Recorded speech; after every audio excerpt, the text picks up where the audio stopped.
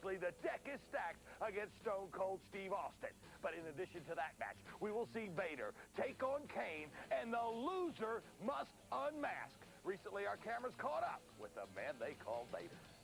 You took away everything that was dear to me. You took away everything that I held close to my heart.